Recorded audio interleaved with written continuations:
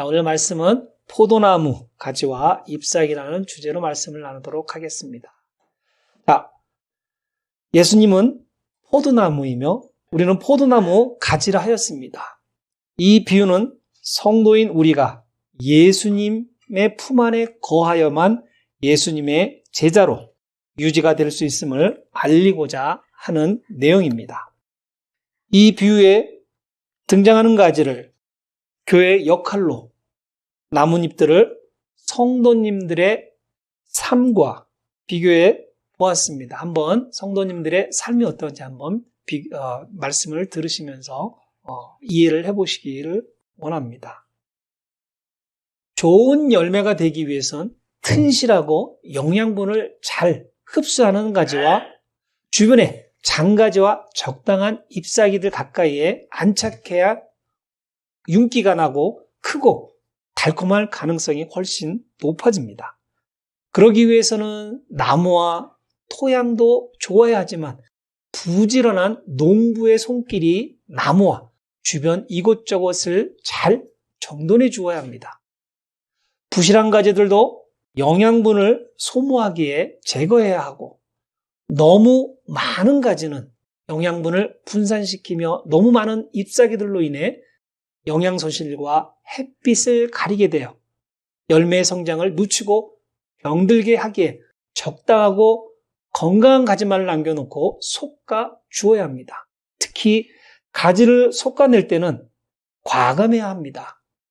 그래야만 남은 가지에서 자라는 열매가 더 튼튼해질 것이고 잘 자라서 좋은 열매를 맺을 수 있는 역할을 하게 됩니다.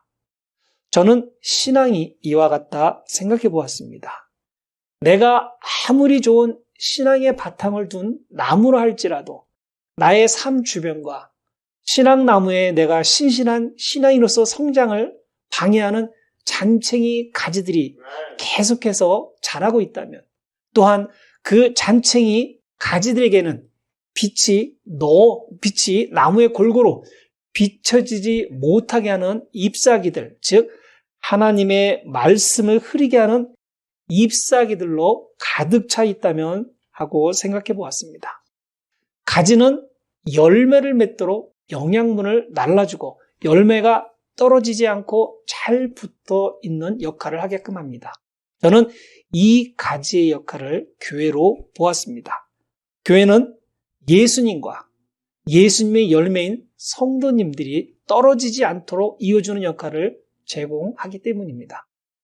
또한 열매가 튼실하게 자랄 수 있도록 온갖 좋은 영양분을 가지가 제공해 주기도 합니다.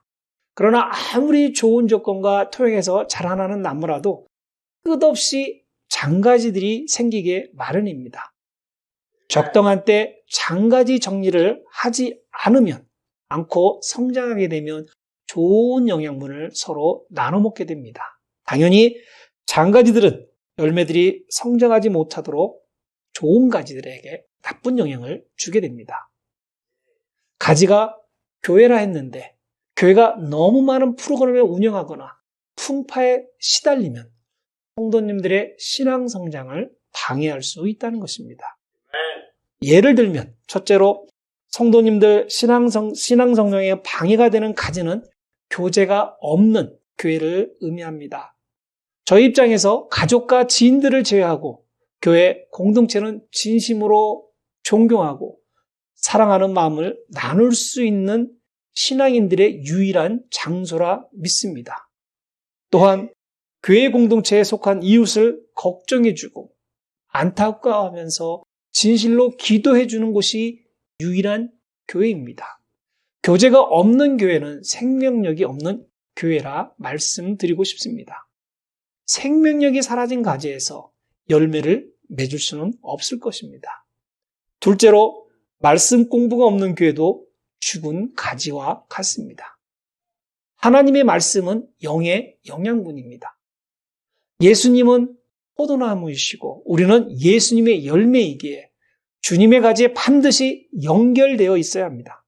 그리고 포도나무에 적합한 영양분을 계속해서 흡수해야 합니다. 이것은 하나님의 말씀이자 우리가 말하는 복음입니다.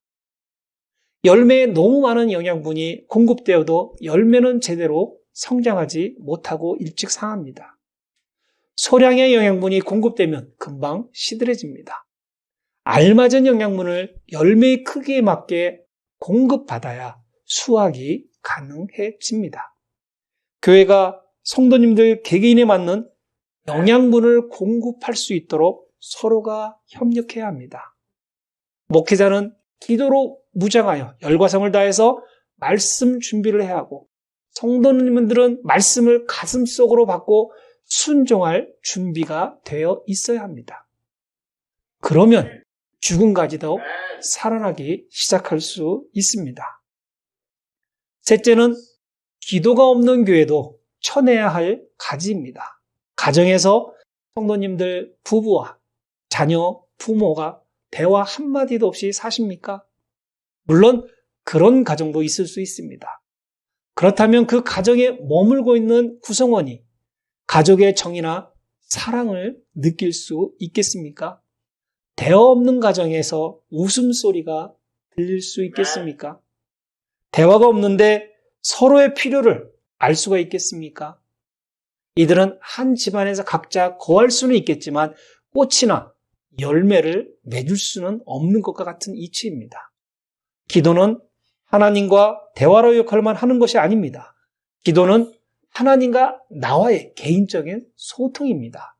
나의 어려움, 필요함, 사랑을 나누며 용기도 받고 지혜도 받고 은혜도 받는 가장 거룩한 시간입니다. 이때 내가 예수님 안에 거하고 있다는 것을 알게 되는 귀중한 시간이 됩니다.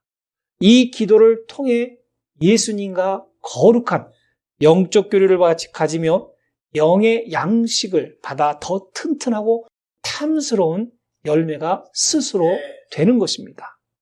이 열매를 하나님께서 지으신 그 모든 것을 보시기에 아름답다 하는 창조의 열매가 성도님들이 되시는 겁니다. 넷째로 섬김이 없는 교회도 죽은 가지와 마찬가지입니다. 이 점에서는 제가 먼저 불문곡절하고 성도님들께 사죄의 말씀을 드리고자 합니다. 저는 현대교회가 제일 크게 직면한 문제라 말씀드리고 싶습니다. 그러나 다행히도 우리 교회는 섬김이 완전히 사라진 것이 아니라 하나님께 먼저 감사를 드립니다. 예수님께서 저녁 잡수시던 자리에서 일어나 겉옷을 벗고 수건을 가져다가 허리에 두르시고 이에 대야에 물을 담아 제자들의 발을 씻기셨다는 내용은 모두 잘 알고 계십니다. 문자대로 이해를 한다 하여도 남의 발을 씻기는 것은 결코 쉽지 않습니다. 어느 교회의 특별한 때나 여러 가지 영성 프로그램에서 발을 씻겨주는 행사가 있습니다. 저도 두어 번 다른 사람이 제 발을 닦아주는 체험을 경험해 본 적이 있습니다. 예수님께서 제자의 발을 손수 씻겨주신 것은 섬김의 삶을 직접 보여주시기 위한 것을 우리가 간접적으로 체험하기 위한 것입니다. 그럼에도 저는 발을 씻겨주는 행사 경험을 통해 생각보다 많은 신앙인들이 거부감을 가지고 있다는 것을 알게 되었습니다. 사람들마다 여러 가지 이유가 있겠지만 가장 커다란 주장은 남이 나의 몸을 만지는 것을 싫어하였다는 것입니다. 또한 내가 남의 발을 씻겨주되 남이 나의 발을 씻겨주는 것을 반대하는 이중적 잣대를 보기도 하였습니다. 예수님께서 제자의 발을 굳이 씻기신 것은 단순히 섬김의 자세를 보여주시란 것만은 아닙니다. 예수님 당시 과거에 신발이 좋아야 얼마나 좋았겠습니까? 지금처럼 좋은 양발도 신고 방수도 통풍도 잘 되는 신발은 존재하지 않았을 것입니다. 그렇다고 예수님 당시에 사람들이 얼마나 자주 발을 닦았겠습니까? 이스라엘 민족이나 팔레스타인 지역에 살았던 사람들은 손님의 발을 씻겨주는 것이 그들의 문화이었습니다.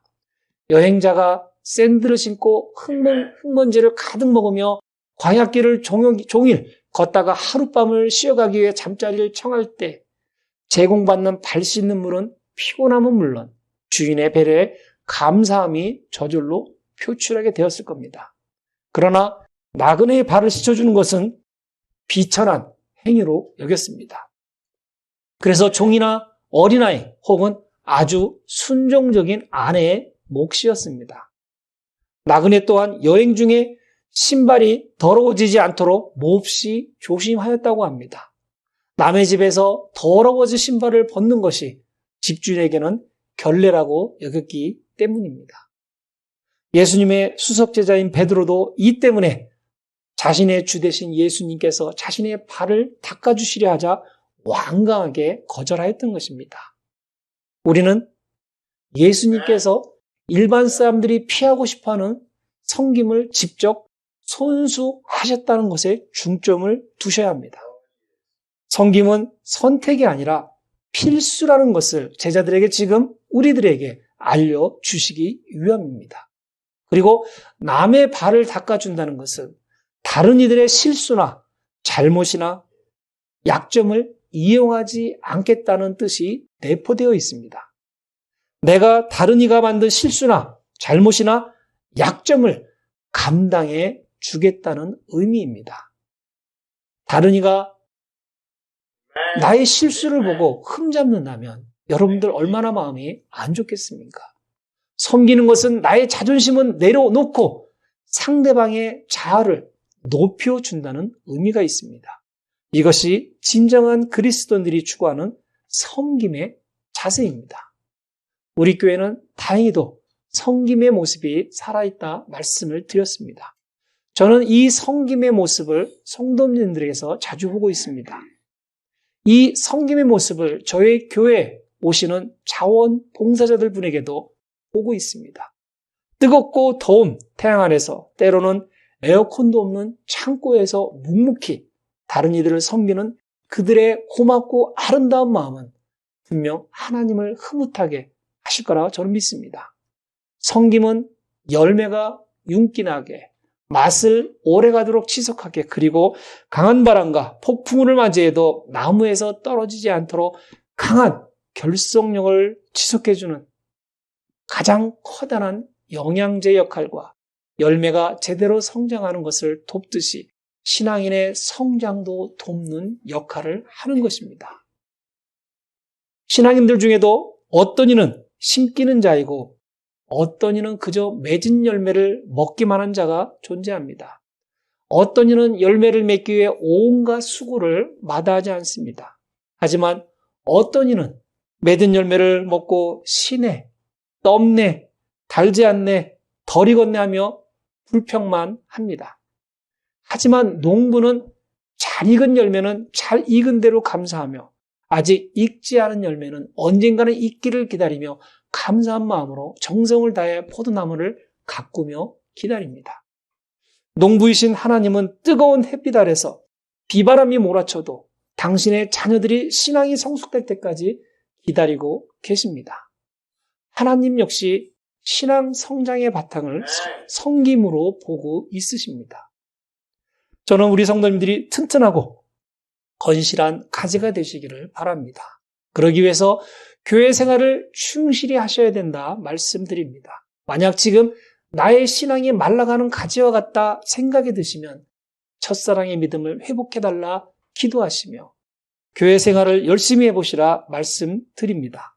그러면 열매를 많이 맺을 수 있는 가지로 탈바꿈되도록 하나님께서 열심히 성도님 신앙의 가지를 다시금 깨끗게 해주시리라 저는 믿습니다.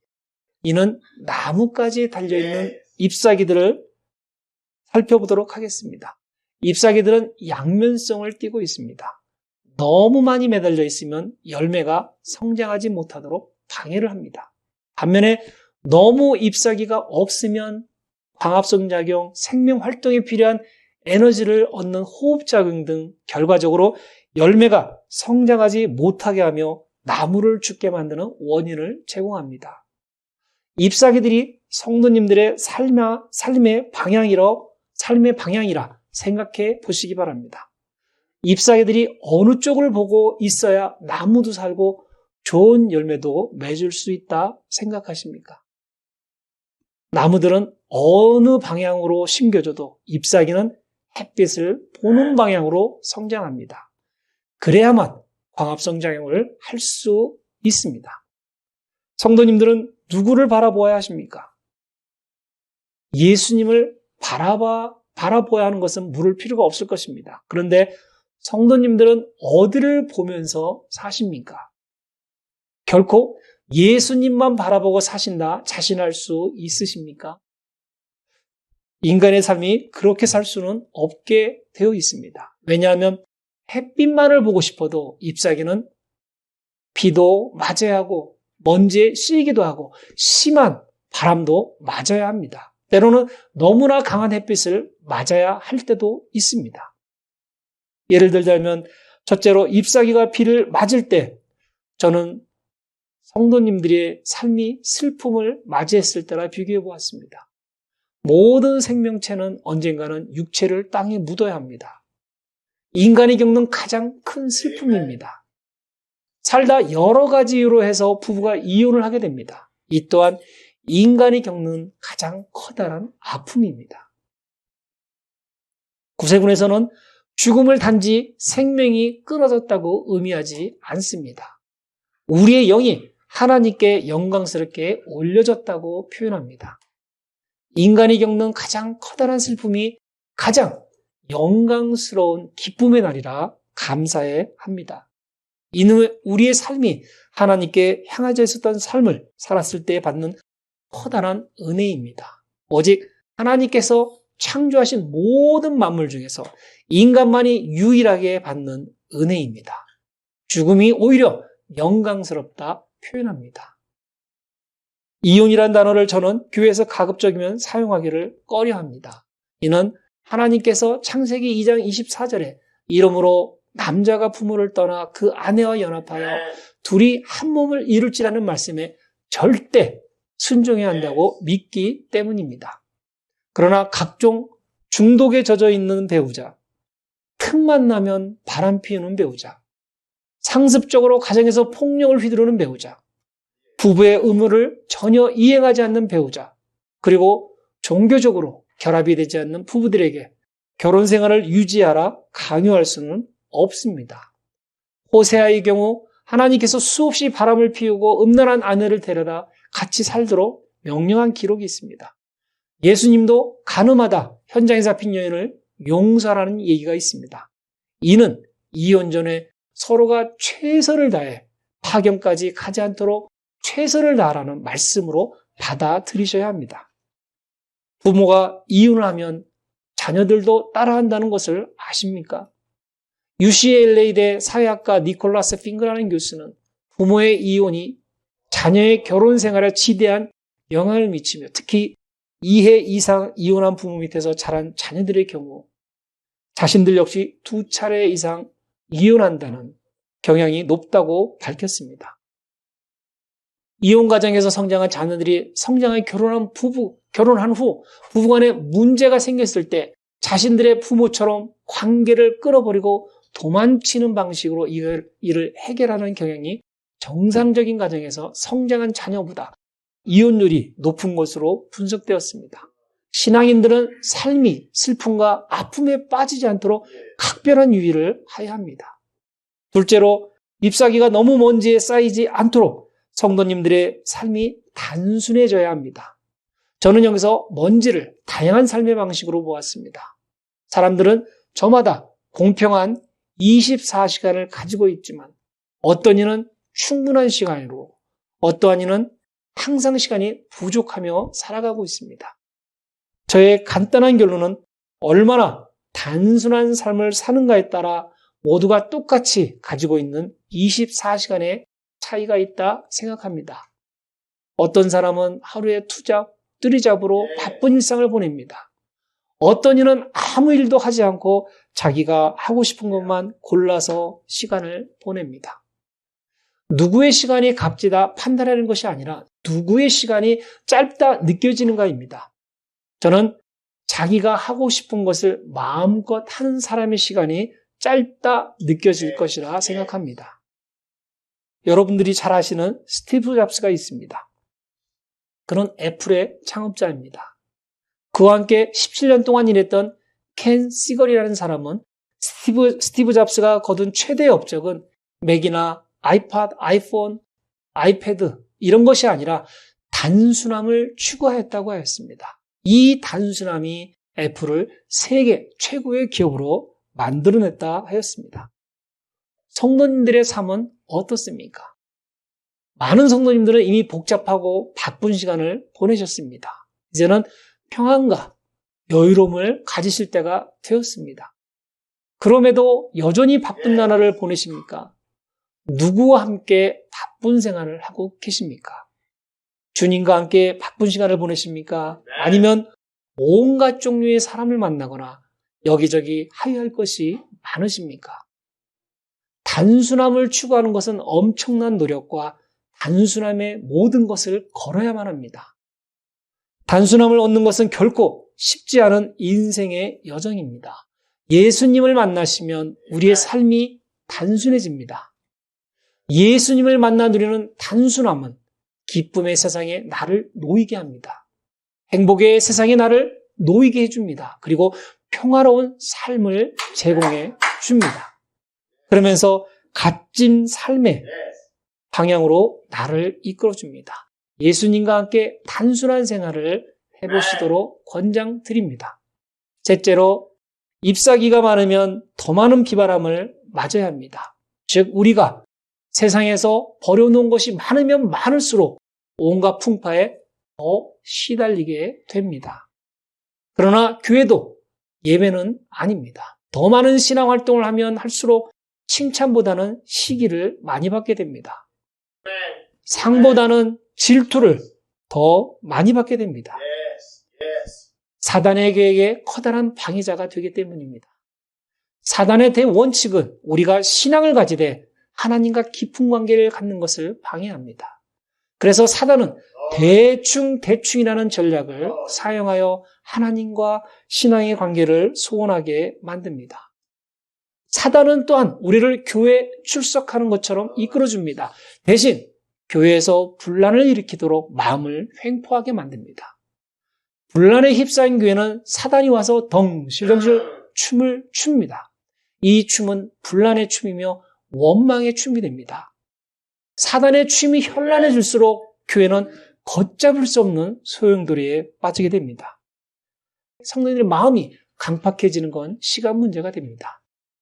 이럴 때 잎사귀도 가지치기 하듯이 버려놓은 삶의 일부분을 성도님들 스스로 잘라내야 합니다.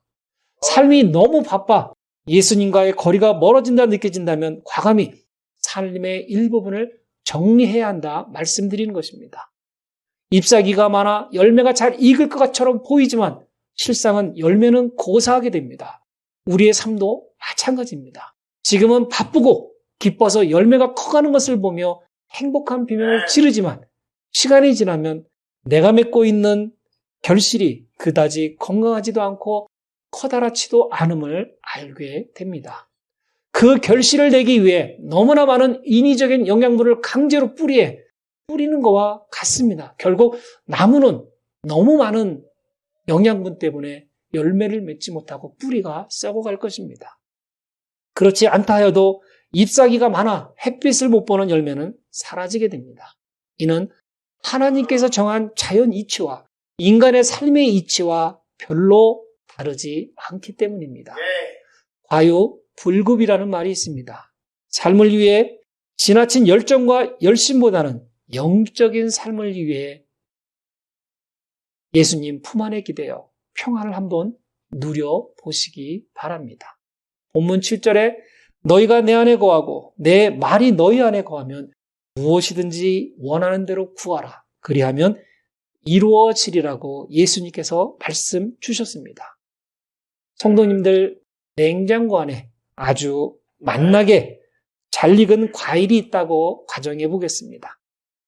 과일이 조금 시간이 지나서 약간 상하기 시작했습니다. 그런데 누가 방문하면서 더 맛나게 보이는 싱싱한 과일을 가져오셨습니다. 그러면 성도님들은 어떤 과일을 먼저 드시겠습니까? 냉장고에 있는 조금 오래된 과일부터 아니면 방금 가져온 싱싱한 과일부터 어느 것을 먼저 선택하시겠습니까? 저는 성도님들에게 오래된 과일을 못 먹는 한이 있더라도 싱싱한 과일을 드시라 권해드리고 싶습니다. 한꺼번에 모든 과일을 다 먹지 못하고 오래된 과일부터 먹는다면 계속해서 싱싱한 과일의 맛을 결코 맛볼 수 없게 될 것입니다. 이 말씀을 드리는 것은 내가 오래전에 읽었던 성경을 기억하기보다는 같은 성경이지만 계속해서 매일매일 읽는 성경이 나에게 더 의미 있거나 현실에 적합한 말씀을 줄 것이라 권해드리는 이유입니다. 자, 다른 질문은 성도님들은 과일을 어디에다 보관해야 최대한 싱싱한 맛을 오래 지속시킬 것이라 생각하십니까? 각 나라마다 보관법이 다르듯이 각 가정도 보관법이 다르실 것입니다. 최고의 좋은 방법은 가능한 한 외부의 공기를 차단한 채 그 과일의 맛이 오래 갈 수 있는 적당한 용기와 온도를 찾는 것입니다. 이 말씀을 드린 이유는 성경은 입술로만 읽어서도 머리로만 읽어서도 눈으로만 읽어서도 안 된다는 말씀을 드리고자 합니다. 믿음의 입술, 믿음의 머리, 믿음의 눈으로 읽으셔서 가슴 속에 은혜 받은 말씀을 꾹꾹 넣어두셔야 하고 그 말씀이 사라져버리기 전에 믿음의 행동으로 세상을 섬겨야 한다는 말씀입니다. 섬기기 전에 쓸데없는 가지를 치시고 너무 많은 잎사귀들을 정리하시기 바랍니다. 이는 신앙의 실천을 통해 배우고 익혀지면 자연스럽게 배운 결과물인 믿음의 열매들을 성장시키는 일입니다. 성도님들께서 특히 좋아하는 과일이 있으실 것입니다. 그 과일에 대해서만큼은 어떤 것을 골라야 싱싱하고 맛나는 과일인지 아마도 전문가 뺨치는 지혜를 소유하셨다 믿습니다. 그 과일을 고를 때에도 분명 자부심도 있고 흥미도 있으실 것입니다. 믿음이 바로 신앙에 대한 자부심과 흥미의 결과입니다. 어떤 신앙은 확실한 오조로 하나님께서 존재하신다고 주장합니다. 어떤 신앙인은 여전히 확신이 서지 않는다 말합니다. 그 이유는 아직도 신앙에 대한 자부심과 흥미가 미미하다는 증거입니다. 내가 불필요한 포도나무 가지인지 반드시 필요한 포도나무 가지인지는 성도님들의 선택이십니다. 열매를 맺는 것도 성도님들의 선택입니다. 본문 8절 그리고 9절에 너희가 열매를 많이 맺으면 내 아버지께서 영광을 받으실 것이요 너희는 내 제자가 되리라. 아버지께서 나를 사랑하신 것 같이 나도 너희를 사랑하였으니 나의 사랑 안에 거하라. 이 말씀을 가슴에 품어보시기 바랍니다. 반드시 성도님들은 예수님 품 안에 거하시는 예수님의 제자가 되실 수 있으실 것입니다.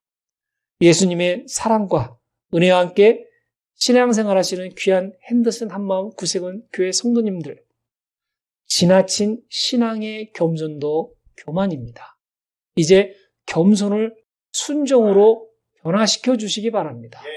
이는 예수님께서 그토록 당신의 제자들에게 원하시는 바람이십니다. 서로 손을 잡고 같이 예수님의 품속으로 뛰어들 수 있는 마음을 허락해달라 기도하시기 바랍니다.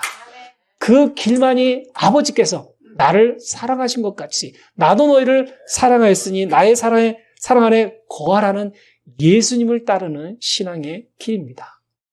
좋은 포도나무로 좋은 열매를 맺는 것 같이 우리 다 함께 예수님의 명령을 순종하는 신실한 예수님의 제자가 되어 귀중한 열매들로 하나님께 감사하는 성도님들이 되시기를 주 예수 그리스도 이름으로 축원드립니다. 아멘.